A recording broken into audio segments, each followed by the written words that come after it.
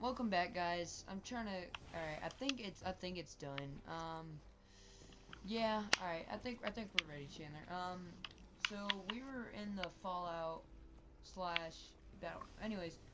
Battlefront discussion. Which one is gonna be more popular or more hyped? Yeah. Or which one was My bad. more hyped? I mean, seriously though, this is such a good conversation. I didn't think we would ever have this good of a conversation on a YouTube video. True. Because we don't really have it in school, because like we don't really have enough time and a lot of focus to do this stuff. But I really like this debate. It's really fun. It's kind of fun. I'm glad I did this. Yeah. Thank you for inviting me, Ocean. No problem. Hey, we're not done yet. We still have like. I know. I was about to say like I'm not going, but just thank you for inviting me. Hey, yeah, thank you. All right, now for Chandler, the other Chandler. You know, Chandler Riggs, the one from The Walking Dead. No, I'm just kidding. It's like, hey, I actually have met him though. When I was younger. Met him? Yeah, you know Chandler Riggs? Yeah, I know him. He's Carl. Yep. I've met him before, and I'm gonna tell y'all another story that, alright, you're gonna have to steer us back, but if my dad's watching this, because he's subscribed to the channel too, I'm gonna tell him the story. Anyways, so, we were in line to meet Chandler Hughes and see how much his autographs were. Chandler Hughes? Chandler Hughes? Chandler Hughes. Chandler Hughes. Yeah, okay. Oh, thanks. Yeah, I'll give you an autograph, man. I'll give you an autograph. My bad. Chandler Riggs. I'll give you an autograph, man. I'll be happy to for you guys to wait in line to give me to let me give you an autograph. His name is John C. Anyways, Chandler Riggs. So me and my dad finally got in the line, and we talked for a minute. I was like, hey, my name's Ocean. He's like, hey. And then all of a sudden and my dad was like, hey, how much are your autographs for? And then, you know, this is when he wasn't too popular. This is when he was known as more of a younger person. Yeah, like season 2, and he was starting to like, everyone didn't really like him, or season 1. I think it's more like, well, I don't know, season 3, Oh. Maybe, yeah, because this was at a, Frightmare Weekend, if y'all know what that is, it's a pretty good horror convention. Anyways, my dad was like, he was like, this is so stupid! And then he was like, this is so overpriced! And then, something like that. And, then, all the people waiting in line, I think Norman Reedus was there as well. But, and then everyone in line was, like, hating on my dad. Well, not hating, but I remember, like, giving, I don't know how to explain it, but I think they were sort of upset what he said. So, yeah. And then now, okay. What? Now he regrets, like, giving Anyway. Back to Battlefront. Yeah, back to Battlefront. I don't know. So we were talking about which one we think is more hyped, and you were bringing up a really good point about how Fallout 4 is kind of a single player game, but Star Wars has been around for a while, so like that. Yeah, like, I love Fallout. Like, I keep on saying that throughout this whole video, which I'm gonna edit to make 30 minutes, but, I mean, if you look at it, like, seriously, no joke, there is a lot of hype. Like, I saw so much things, like this one post. What are you doing? Doing what? Okay, anyways, it was, like, I saw so much posts on, I think it was on, this year Christmas came early, and it showed Fallout 4. So I know there's so much caution, but I mean, if you go to GameStop, I didn't see as much Fallout. Chandler, bud, what are you doing? I'm sorry, I'm typing on my Xbox. I've stopped. Okay, alright, because I was are you doing? Are you playing? What, never mind, I was trying to go there. But, I mean, I'm sort of nervous because I'm so defensive when it comes to anything Star Wars, which is sort of stupid because it's not me, but still, I mean, it's something I've grown up with. Every time I repeat that. Yeah, that's the exact same with me. I grew up with Fallout. I played it when I was sick. Really bad idea because I have blood in my guts and very, very bad words, which I don't care about. I grew up with Oblivion and Fallout 3, and those two were my favorite games, not games, and I grew up with Sly Cooper, Jack and Dexter, and what's the other one? Yeah, and I forgot the other one, but and I grew up with Fallout and Oblivion, and I guess that's why it holds such a special place in my heart. Like, I could play Oblivion and Fallout 3 today, and because they have really, like, I don't know what's the word. It's where a video game is so old, but it's still really good today. I don't know, lived up well or something like that. To me, I think Fallout 3 lives up a lot more better than Oblivion, but Oblivion's still a fun game. Because I still haven't even done all the side quests, and it's been like more than 8 years, so yeah, it's been a while, so I don't know why I haven't. But sometimes, if you tell yourself, like Fallout 4 is coming out, if you grew up with that kind of stuff, you usually get a lot more hype than if you were like, then you would get more hype if more than a guy who played it when he was like an adult or new player that's never played Fallout 3. You grew up with it, and see, I didn't grow up with Star Wars Battlefront, so I don't really have as much nostalgia or love for Star Wars as I do like Fallout and Oblivion and Elder Scrolls. So that's I love to say this because it's totally the truth. The first video game I've ever played was literally Star Wars Battlefront, and like always, Star Wars holds a place in so much people's hearts. When people saw the trailer for the movie, I literally saw reactions. They were in tears. I mean, dang. Hard, like, not sad tears, like joyful tears. Like, people, I literally cried as well when I saw the you know, the one with the American one. Yeah. One. What? It holds a place in so much people's hearts. It's like, it's almost hard to I don't think anyone in this century will literally outmatch Star Wars. It's gonna I feel like it's gonna live on. Yeah, live on for a while. Yeah, it's gonna suck. Well, I don't even think it'll truthfully at all run out. Like, I don't think it'll ever run out of its popularity. Yeah. I mean, like, yeah. I feel like some people were expecting Star Wars after the first 3 movies to eventually lose their place, but since Lucasfilm, like, brought in the prequels, that kept the hype up for Star Wars, plus the video games, the comics, but, I mean, and then plus, like, if you look at all the HD, the Frostbite engine, like I said again, is so spot on. It makes you feel like you're in the battle, like the battlefield. It's not a battlefield, really. It is pretty spot on. I just want to say that, like, you actually feel like you're actually in the Star Wars universe, which I love about that game.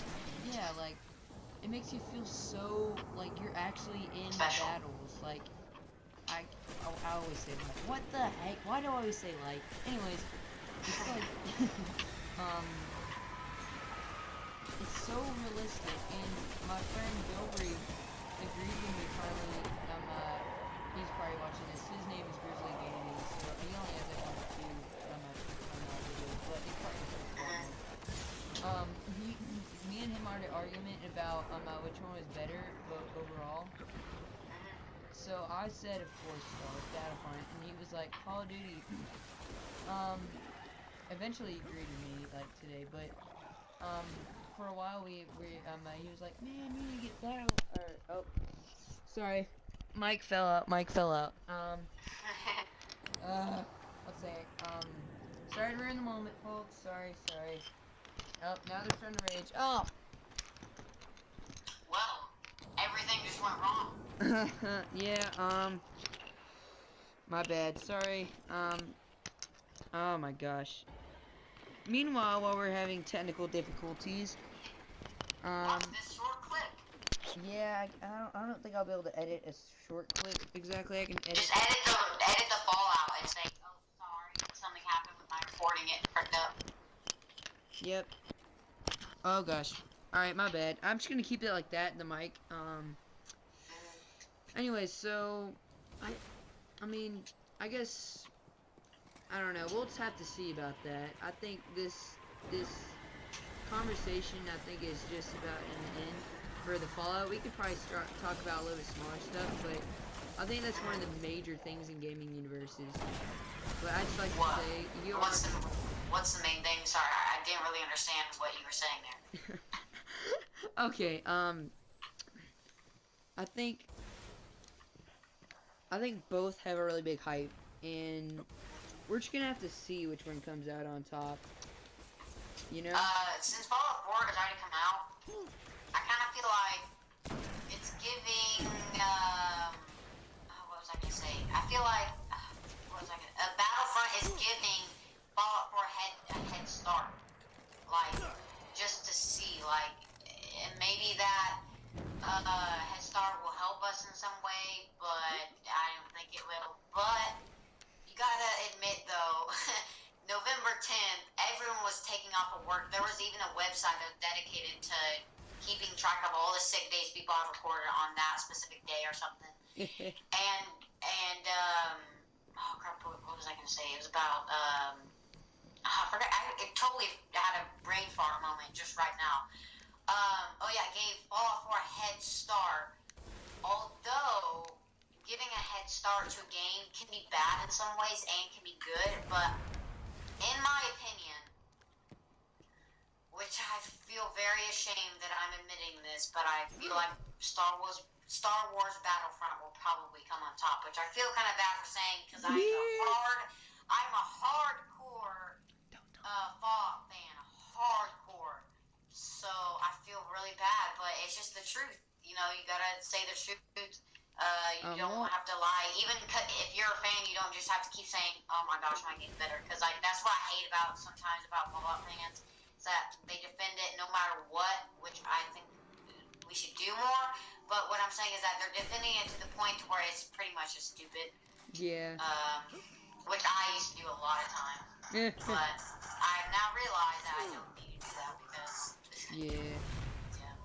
I'm for all the gaming community, not just for one person.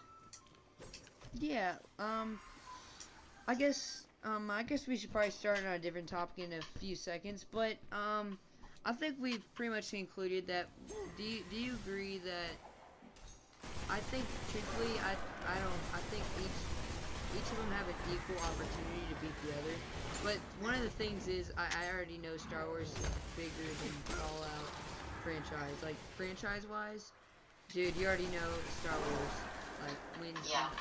I mean, except Jesus, like. So my family, first in my life comes God, next to my family, and then don't make fun of me when I say this, like friends, and then Star Wars, alright? But it's always Star Wars. Yeah, but yeah, I literally have every single DVD ever recorded in the Star Wars universe. But it just, I don't know.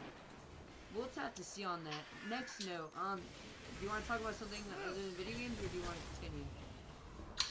I'm trying to think of something that I could talk about, but we've already covered Fallout 4, so that's over and done with. Yeah. And we've already covered Battlefront.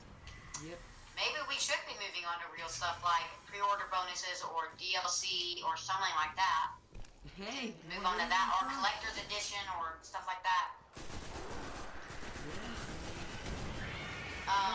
Hey, one thing I have to say is I don't know if I'm on board with the Fallout 4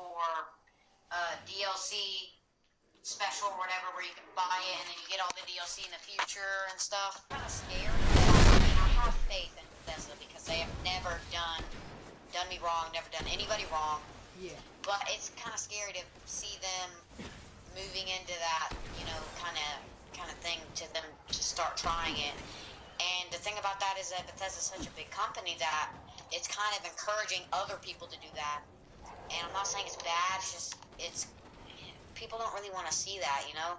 Yeah. They just because what if you buy it and then all the DLC you completely hate, or some DLC you like and some DLC you don't. You pretty much just paid for the DLC that you don't like. Well, So I mean, you always gotta take a risk. Like when I'm making a movie called Deadworld. I mean, you probably didn't know it was called Deadworld, but I'm making a movie and I already made trailers on the YouTube. Oh, all right, my bad. I thought I hung up. That would be horrible. I want to say, Chandler. I'm gonna start on. This is part 4, I think. Or part 3. Part 3. Yeah. Anyways, let's see here. Oh yeah. Anyways, I'm always, oh crud. Sorry, Destiny just got sort of serious for saying. But oh gosh, there's a mission. I guess I'll go along with this. I mean, oh man, my driving skills are horrible. Where were we? Where were we? We were talking about the DLC and yeah. moving on and stuff like how it encourages other I know, developers. I know the watchers are probably like, how do you just relate anything to what we're video game talk? And what it has to do with is you have to take a risk no matter what. Like, to try something new. yeah, for example, people thought Star Wars episode 1, 2, and 3 were gonna be as good as 4, 5, and 6, and I'll be truthful. They weren't. In my opinion, I mean, I like the prequels a lot. That's sort of pretty much what I've grown up on. Like in my childhood, but yeah, as well as the other 4 or the other 3. But I mean, you always gotta take chances. So when you're developing a DLC, you stutter. You always gotta take chances.